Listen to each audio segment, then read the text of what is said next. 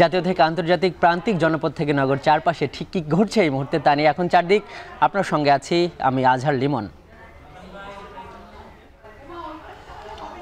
বাংলাদেশের অন্তর্বর্তী সরকারকে অগ্রাধিকার ভিত্তিতে $200 মিলিয়ন অর্থ সহায়তা দিয়েছে যুক্তরাষ্ট্র। এই অর্থ কৃষি ও স্বাস্থ্য খাতসহ আর্থিক স্থিতিশীলতা আনতে ব্যবহার হবে। মার্কিন ট্রেজারি বিভাগের অর্থ সমন্বয়ক আন্ডার সেক্রেটারি ব্রেন্ট নেইমারের নেতৃত্বে মার্কিন প্রতিনিধি দলের সফরের দ্বিতীয় দিন শুরু হয় সকাল 9টায়। সঙ্গে ছিলেন মার্কিন সহকারী পররাষ্ট্রমন্ত্রী ডোনাল্ড লু আর ইউএসএআইডির সহকারী প্রশাসক অঞ্জলি কৌর। রাষ্ট্রীয় অতিথি ভবন পদ্মায় প্রথমেই প্রতিনিধি দল বৈঠক করেন পররাষ্ট্র উপদেষ্টা তৌহিদ হোসেনের সঙ্গে। এর পরের বৈঠকটি হয় অর্থ উপদেষ্টার সাথে।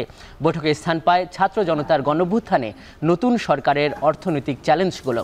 ঢাকা থেকে পাচার হওয়া অর্থ ফেরতের ব্যাপারে সহযোগিতা চায় বাংলাদেশ। এদিন দ্য ডেভেলপমেন্ট অবজেক্টিভ গ্রান্ট এগ্রিমেন্টের 6ষ্ঠ সংশোধনী সই হয়েছে। পঞ্চম সংশোধনী পর্যন্ত মার্কিন দাতা সংস্থা ইউএসআইডি $425 মিলিয়ন দিয়েছে, আর আরও $202 মিলিয়ন অর্থ সহায়তা চুক্তি সই হয়। বৈঠক শেষে ইউএসআইডির সহকারী প্রশাসক অঞ্জলি কৌর গণমাধ্যমকে জানান, বাংলাদেশের সমৃদ্ধি ও আর্থিক প্রবৃদ্ধির লক্ষ্যে কাজ করবে যুক্তরাষ্ট্র। আর অর্থ উপদেষ্টা জানান, পাচার হওয়া অর্থ ফেরত আনা ও আর্থিক খাত সংস্কারের সহযোগিতার বিষয়ে আলাপ হয়েছে এই বৈঠকে।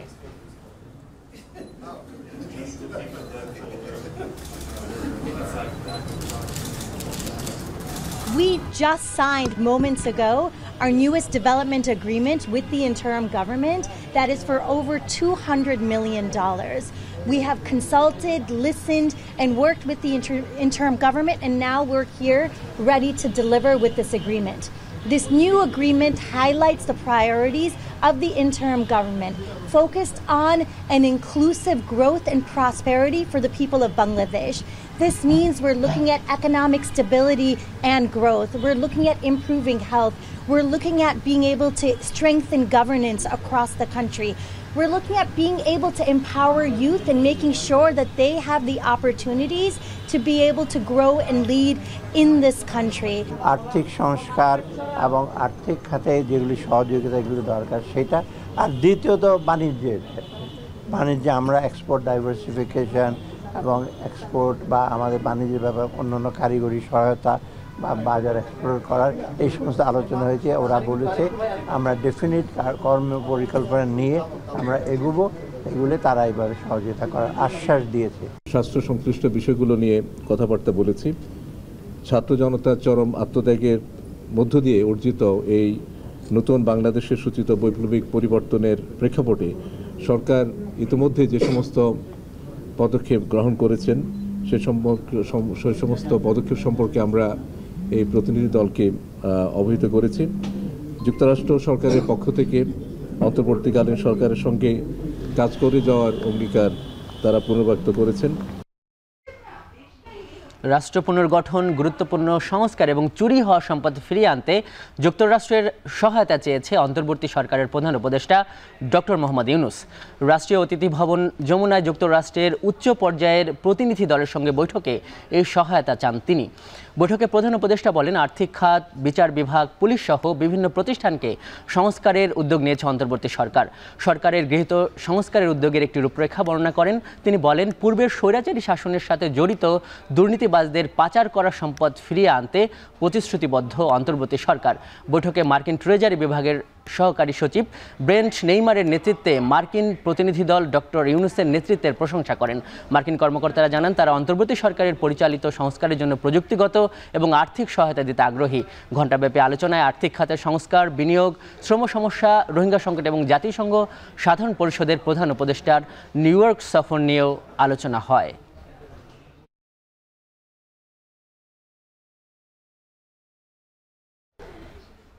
এদিকে আর্থিক খাত সংস্কারে বাংলাদেশকে $1 বিলিয়ন ঋণ সহায়তা দেওয়ার কথা জানিয়েছে বিশ্ব ব্যাংক। এর মধ্যে পলিসি বেসড লোন হিসাবে $750 মিলিয়ন, ইনভেস্টমেন্ট লোন ও গ্যারান্টি ফ্যাসিলিটি হিসাবে $250 মিলিয়ন ঋণ সহায়তা দেওয়া হবে। আগামী ডিসেম্বরের মধ্যে বিশ্ব ব্যাংকের বোর্ডে এ ঋণ অনুমোদন হওয়ার কথা রয়েছে। তবে ঋণ পেতে 3টি শর্ত পালন করতে হবে বাংলাদেশকে। কেন্দ্রীয় ব্যাংক জানিয়েছে, বেসরকারি খাতে অ্যাসেট ম্যানেজমেন্ট কোম্পানি করা আন্তর্জাতিক মানদণ্ডে খেলাপি ঋণের নতুন সংজ্ঞায়ন করা নতুন গঠিত টাস্কফোর্সের অডিট ফার্মের কার্যবিবরণী বিশ্বব্যাংকে উপস্থাপন করার শর্ত মানতে হবে বাংলাদেশকে।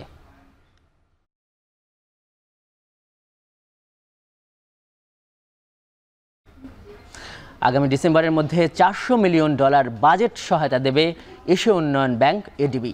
দুপুরে এডিবির প্রতিনিধি দলের সঙ্গে বৈঠক শেষে গণমাধ্যমকে এ তথ্য জানান উপদেষ্টা ডক্টর সালেউদ্দিন আহমেদ। আরও বলেন, রাজস্ব খাত সংস্কার আলোচনার পাশাপাশি আগামীতে স্বল্প ও দীর্ঘমেয়াদী ঋণের ব্যাপারে কথা হয়েছে। We have talked today about the USAID and Treasury Department. So in total, we are zeroing in some of the very important short-term measures, reforms and immediate deliverable to the people. That is most important for us. Second, we have some mid-term, madhyameyadi jinish ache, mid-term, and there are some long-term things which maybe will start the process. The long-term things will take time and whichever government comes. বাক স্বাধীনতা কেড়ে নিয়ে এক নজরদারি সমাজ গড়ে তুলেছিল আওয়ামী লীগ, যে কারণে তাদের পতন হয়েছে বলে মনে করেন টিআইবির নির্বাহী পরিচালক ডক্টর ইফতেখারুজ্জামান। আর ক্ষমতাকে প্রশ্ন করা ও জবাবদিহিতামূলক নতুন সরকারের পথে হাঁটতে হবে মনে করেন বৈষম্য বিরোধী ছাত্র আন্দোলনের সমন্বয়ক হাসনাত আবদুল্লাহ। আন্তর্জাতিক গণতন্ত্র দিবস উপলক্ষে নতুন বাংলাদেশে গণতন্ত্র ও সুশাসন তরুণদের প্রত্যাশা শীর্ষক আলোচনায় তারা এসব কথা বলেন। ছাত্র জনতার গণঅভ্যুত্থান পরবর্তী কেমন বাংলাদেশ দেখতে চায় দেশের মানুষ, সেই আকাঙ্ক্ষার কথা উঠে আসে আলোচক ও অংশগ্রহণকারী বিভিন্ন বিশ্ববিদ্যালয়ের শিক্ষার্থীদের কথায়। তারা বলেন, ভবিষ্যতে সুন্দর বাংলাদেশ গড়তে সবার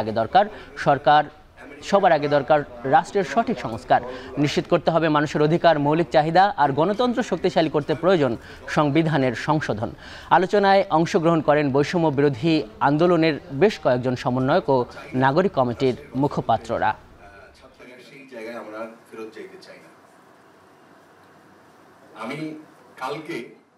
গণতন্ত্রের অন্যতম উপাদান যে বাক স্বাধীনতা, সেটাকে খর্ব করে বাংলাদেশকে একটা পেশাগত দেউলিয়াপনা, সার্ভেলেন্স বা নজরদারি ভিত্তিক সমাজ, সবকিছুকে কেন্দ্র করে এমন একটা অবস্থায় নিজেদেরকে তারা প্রতিস্থাপন করেছিল, তারা ভেবেছিল ইনভিনসিবল।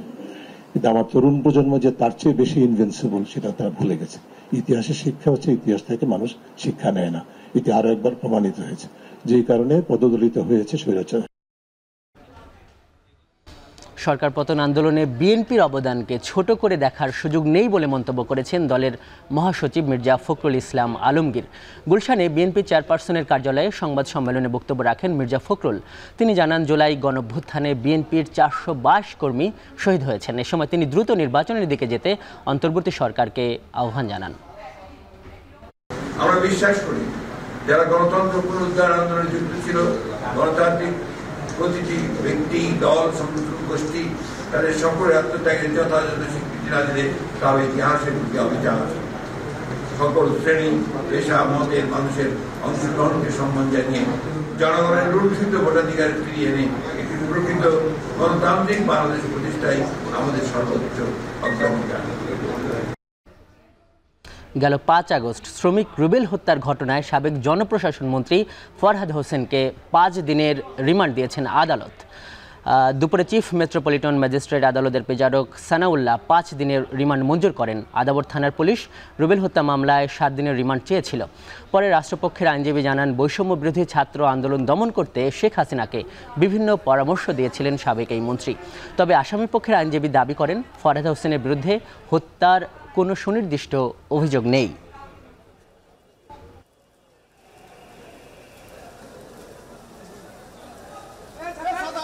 এই রুবেল হত্যার সঙ্গে প্রাথমিক তদন্তে তার জড়িত থাকার বিষয়টি উদ্ঘাটিত হয়েছে এবং এই হত্যার সঙ্গে আরো বিষয়বস্তু জানার জন্য এবং আরো আসামিদেরকে গ্রেপ্তার করার জন্য এই আসামিকে 7 দিনের রিমান্ড নেওয়া প্রয়োজন।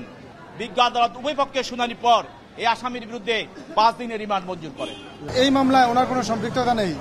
আমরা বিজ্ঞ আদালত থেকে বলেছি যে শুধু 11 থেকে 156 নম্বরের আসামি হুকুম দিয়েছে বলেছে, বাট সুনির্দিষ্ট কোনো অভিযোগ নাই, কে গুলি করেছেন এরকম কোনো ভিডিও ফুটেজ নাই, কোনো স্থির ছবি নাই। তাই আমরা বলেছি যে রিমান্ডের কোনো প্রয়োজন বোধ করি না। জুলাই আগস্টের সহিংসতায় হতাহতদের আলামত সংগ্রহ করা হচ্ছে, যারা বিভিন্ন হাসপাতালে চিকিৎসাধীন। তাদের তথ্য উপাত্ত গুরুত্বপূর্ণ বলে মনে করেন আন্তর্জাতিক অপরাধ ট্রাইব্যুনালের প্রধান প্রসিকিউটর মোহাম্মদ তাজুল ইসলাম। রোববার সম্মিলিত সামরিক হাসপাতালে চিকিৎসাধীন আহত ব্যক্তিদের দেখে এসে হাইকোর্টে এসব কথা বলেন চিফ প্রসিকিউটর। যাদের কাছে আলামত তথ্য উপাত্ত রয়েছে সেসব প্রসিকিউশন টিমের কাছে দেয়ার আহ্বানও জানান তিনি।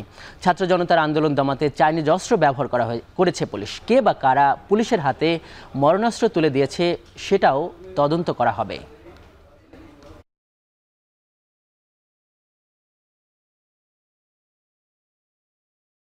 হসপিটালের কর্তৃপক্ষের সাথে কথা বলেছি, তাদের কাছে বলেছি যে প্রথম থেকে শেষ পর্যন্ত যত রোগী তাদের কাছে এসেছেন, যারা চিকিৎসা নিয়েছেন, যারা মারা গিয়েছেন এবং যারা এখনও চিকিৎসাধীন আছেন, যারা চিকিৎসা নিয়ে চলে গেছেন, প্রত্যেকের সমস্ত ডাটা, তথ্য, তাদের কি ধরনের চিকিৎসা দেওয়া হয়েছে সেগুলো এবং তাদের চিকিৎসার প্রমাণপত্র, যে সমস্ত গুলি বের করা হয়েছে অপারেশন করে সেই সমস্ত গুলি আলামত হিসাবে এগুলো আমরা চেয়েছি। এখন চারদিকে নিচ্ছে একটি বিরতি, ফিরছি কিছুক্ষণ পরই।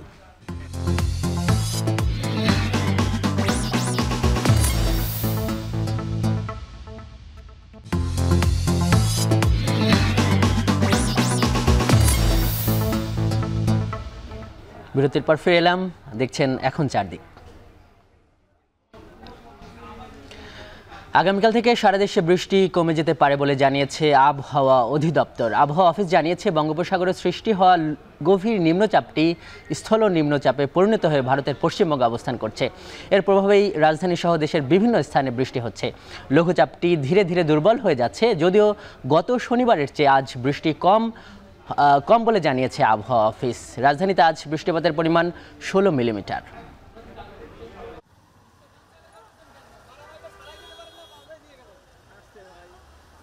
আগামীকাল এটা আরও সরে যাবে ওয়েস্টের দিকে এবং ঝাড়খণ্ডের দিকে চলে যাবে এবং ক্রমান্বয়ে দুর্বল হয়ে যাবে, সেক্ষেত্রে বৃষ্টিপাতও কমে যাবে এবং দেখা যাচ্ছে যে এই বর্ষাকালে মাঝে মাঝে এই ধরনের মৌসুমি নিম্নচাপের কারণে টানা বৃষ্টি হয়ে থাকে। সুন্দরবনে ঘন ঘন অগ্নিকাণ্ড, বন উজাড় ও ক্ষতিকারক শিল্প কার্যক্রম ম্যানগ্রোভ বন ধ্বংস করছে এবং এর চারপাশের পানিকে দূষিত করে তুলেছে। এসব ঠেকাতে সরকারকে দ্রুত পদক্ষেপ গ্রহণের আহ্বান জানিয়েছে বিভিন্ন পরিবেশবাদী সংগঠন। রাজধানী প্রেস ক্লাবে সকালে পরিবেশবাদী সংগঠনগুলো এই দাবি তোলেন। 2023 সালে দেশি বিদেশি বিভিন্ন সংস্থার যৌথ আয়োজনে জলবায়ু পরিবর্তনের কারণে ক্ষতিগ্রস্ত অঞ্চলের প্রতিনিধি ও বৈশ্বিক নেতৃবৃন্দের উপস্থিতিতে প্রথম জলবায়ু ন্যায্যতা সমাবেশ অনুষ্ঠিত হয়। রোববার তারই ঘোষণাপত্র উপস্থাপন করে পরিবেশবাদী সংগঠনগুলো। নবায়নযোগ্য শক্তি এবং সবুজ উন্নয়নে অর্থায়ন, বাস্তুতন্ত্র পুনরুদ্ধারে অর্থায়ন, নতুন জীবাশ্ম জ্বালানি প্রকল্পের সম্প্রসারণ বন্ধ করা, পরিবেশ ও জলবায়ু সহনশীল উন্নয়ন পরিকল্পনা তৈরি করা এবং এসব কাজে স্বচ্ছতা, জবাবদিহিতা ও অন্তর্ভুক্তির দাবিও করেন এই সংগঠনগুলো। জলবায়ু ঝুঁকিপূর্ণ দেশ হিসেবে বাংলাদেশের উচিত স্বল্পোন্নত এবং অন্যান্য জলবায়ু ঝুঁকিপূর্ণ দেশগুলির সাথে সহযোগিতা জোরদার করা, যাতে অত্যধিক কার্বন নিঃসরণের ফলে তাদের প্রতিশ্রুত ক্ষতিপূরণ আদায় করার প্রচেষ্টা চালানো যায়। কুমিল্লার বন্যার ক্ষয়ক্ষতির পরিমাণ এখনও নির্ধারণ করা সম্ভব হয়নি বলে জানিয়েছেন দুর্যোগ ব্যবস্থাপনা ও ত্রাণ মন্ত্রণালয়ের উপদেষ্টা ফারুকী আজম। 7 কার্যদিবসের মধ্যে ক্ষয়ক্ষতির হিসাবের প্রাথমিক ধারণা দেওয়া হবে বলেও জানান তিনি। রোববার সকালে সচিবালয়ের অস্ট্রেলিয়ার ভারপ্রাপ্ত হাইকমিশনার নার্দিয়া সিমসনের সঙ্গে বৈঠক করেন দুর্যোগ ব্যবস্থাপনা ও ত্রাণ উপদেষ্টা। এ সময় দুই দেশের মধ্যে জলবায়ু পরিবর্তন সংক্রান্ত সংকট মোকাবেলায় একসঙ্গে কাজ করার কথা জানান তারা। উপদেষ্টা ফারুকী আজম বলেন, ভুয়া মুক্তিযোদ্ধা সার্টিফিকেটধারীদের শনাক্ত করে প্রকৃত মুক্তিযোদ্ধাদের সম্মানিত করা হবে। সরকারি অ্যাসেসমেন্ট বিগত বন্যা এখনো সম্পন্ন হয় না, এটা সম্পন্ন হয় না, কিছু কিছু জায়গা থেকে আসছে, তো এরা পরিপূর্ণভাবে এখনো আমাদের কাছে ক্ষয়ক্ষতির হিসাবটা করা হয় নাই। আগামী 17 তারিখের দিকে বোধহয় এটা সম্পূর্ণভাবে আমরা জানাতে পারবো। কুমিল্লার বুড়িচংয়ে শতাধিক পরিবারের মধ্যে ধানের চারা, টিন ও নগদ অর্থ দিয়েছে সেনাবাহিনীর 33 পদাতিক ডিভিশন। বন্যায় ক্ষতিগ্রস্তদের এসব সহায়তা দেওয়া হয়। দুপুরে বুড়িচং উপজেলার ভারসার বাজার এলাকায় বন্যায় ক্ষতিগ্রস্ত ৮০ জন কৃষকের মাঝে BR-22 ও কাটারিভোগ জাতের ধানের চারা বিতরণ করা হয়। একজনকে ৩০% জমিতে আবাদযোগ্য ধানের চারা দেওয়া হয়, পাশাপাশি নগদ অর্থ দেওয়া হয় ক্ষতিগ্রস্তদের। পরে ইছাপুরা ও বুড়িচং উপজেলা পরিষদে ঘর নির্মাণে 18টি ক্ষতিগ্রস্ত পরিবারের মাঝে টিন ও নগদ টাকা বিতরণ করা হয়।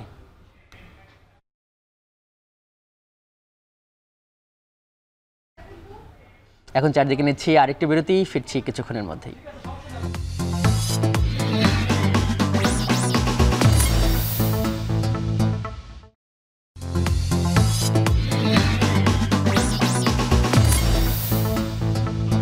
বিরতির পর ফিরে এলাম, দেখছেন এখন চারদিক। পদত্যাগের ঘোষণা দিলেন দিল্লির মুখ্যমন্ত্রী অরবিন্দ কেজরিওয়াল। আবগারি দুর্নীতি মামলায় জামিনের 2 দিন পর এই ঘোষণা দিলেন তিনি। রোববার দলীয় সভায় কেজরিওয়াল জানান, আসন্ন বিধানসভা নির্বাচনে জনগণের রায় পাবার আগ পর্যন্ত তিনি মুখ্যমন্ত্রীর চেয়ারে বসবেন না। আম আদমি পার্টির প্রধানের দাবি, আদালতে ন্যায় বিচার পাওয়ার পর এখন অপেক্ষা জনতার নয় ন্যায় বিচারের। আগামী 2 দিনের মধ্যে কেজরিওয়ালের উত্তরসূরিকে নির্বাচিত করবে আম আদমি পার্টির বিধায়করা। গত 21 মার্চ আবগারি দুর্নীতি মামলায় কেজরিওয়ালকে গ্রেপ্তার করে ভারত সরকারের অর্থনৈতিক গোয়েন্দা সংস্থা ইডি। ভারতের ইতিহাসে পদে থাকা প্রথম মুখ্যমন্ত্রী হিসাবে গ্রেপ্তার হন কেজরিওয়াল।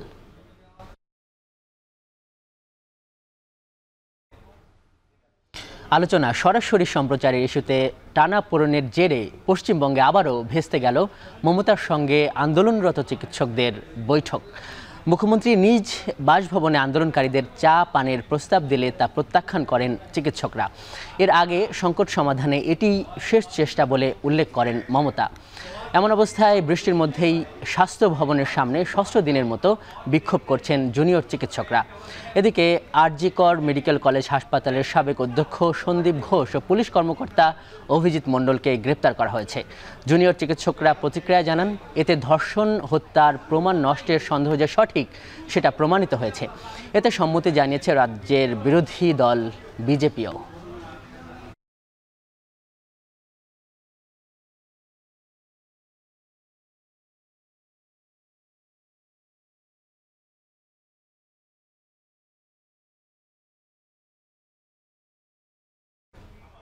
শেষ করছি এখন চারদিক। এতক্ষণ সঙ্গে থাকার জন্য ধন্যবাদ।